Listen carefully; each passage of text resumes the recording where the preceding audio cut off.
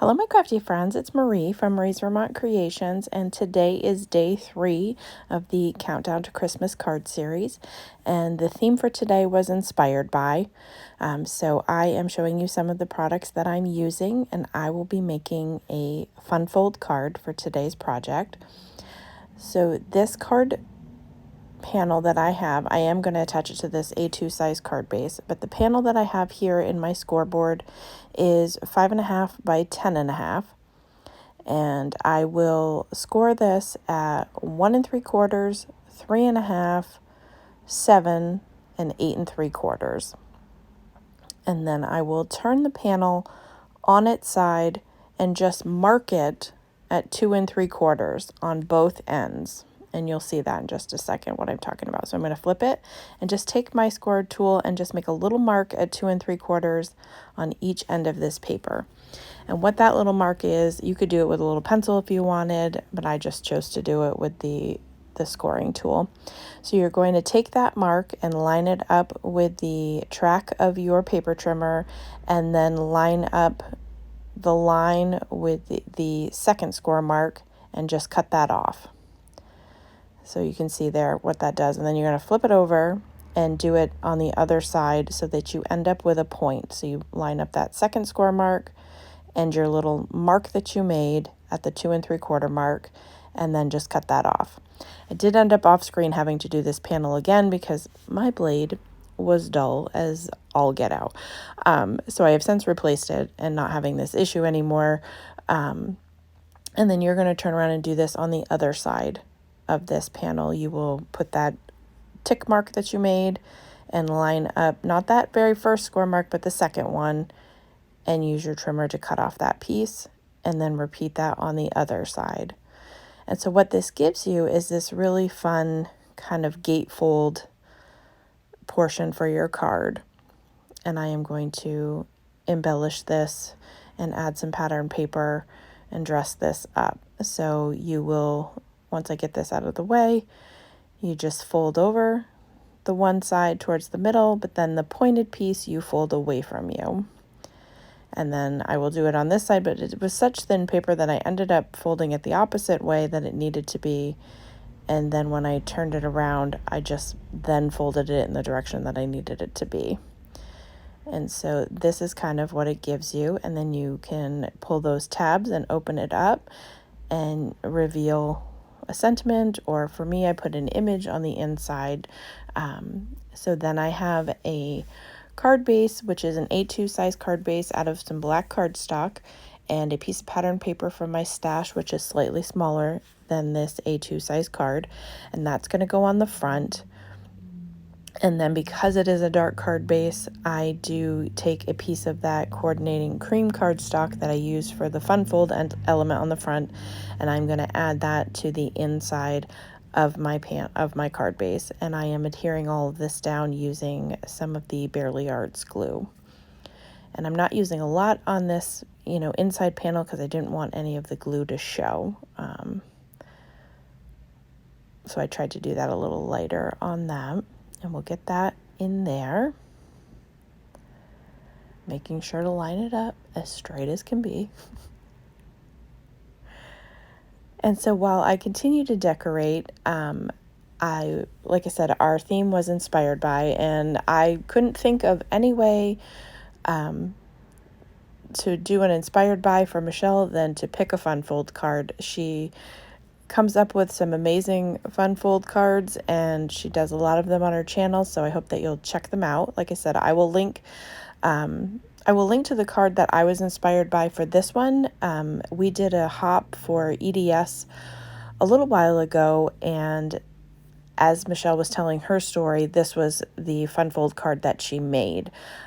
So I opted to take that fun fold technique and make it into a Christmas card for this series. So I just put a panel on the inside of the fun fold element just to, give it some decoration. And I'm going to adhere this down to the front of my card panel.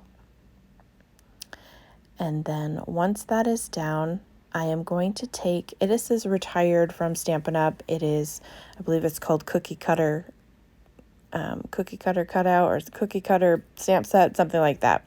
And it's, so you have gingerbread men, a reindeer, a Santa, they all are different little stamps that you can use this punch that coordinates to punch out all of the elements. So I opted to go with the reindeer from that because we are going to make Rudolph for the center of the card. So there's the punch.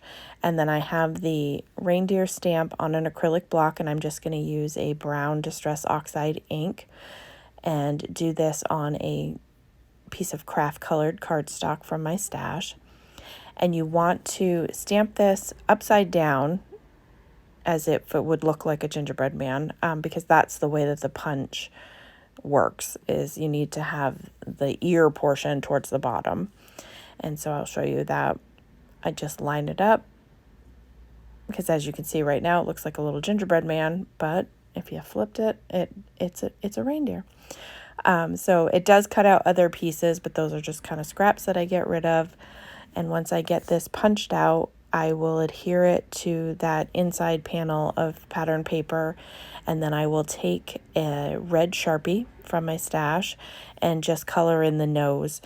If it was going on the outside of a card, I would have put maybe a pom-pom or some sort of glitter Nouveau drops or something so that it had a little dimension, but being inside of a card, I didn't want to have it sticking up and making a lump in where my card meets together. So I opted to do it flat and then just color in the nose.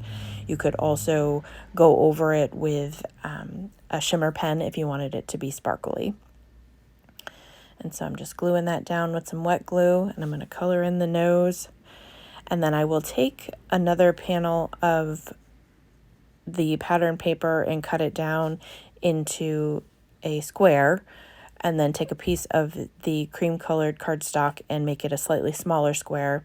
And then I'm going to take another stamp, which is retired from Stampin' Up, that says "Spread Some Christmas Cheer."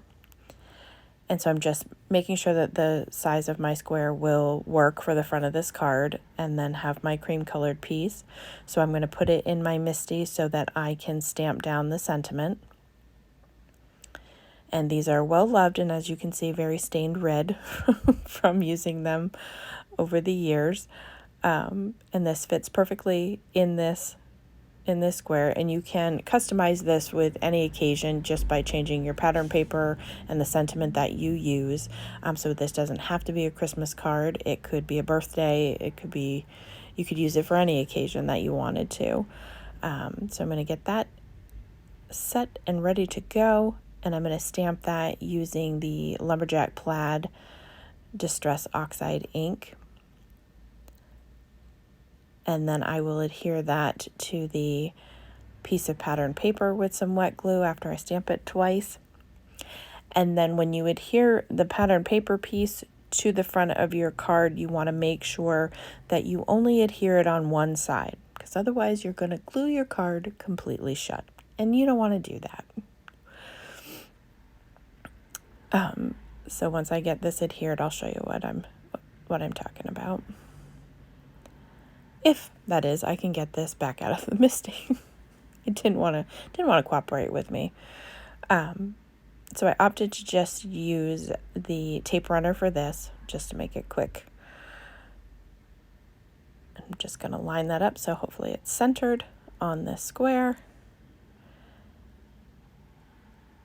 And then I'm just going to make sure to only glue it on half of it. So I only want to put the adhesive on half. I do go over a little bit on the top and bottom, but I have an adhesive eraser. I highly recommend this along with the Tombow Mono sand eraser, that you have an adhesive eraser, because I'm going to flip it over and grab out my adhesive eraser and just like roll off the rest of that tape so that it's not sticky anymore. I'm going to do that on the top and the bottom of this square where I went a little crazy with the adhesive, and that takes care of it. So these are a couple of tools that I highly recommend that you have in your stash.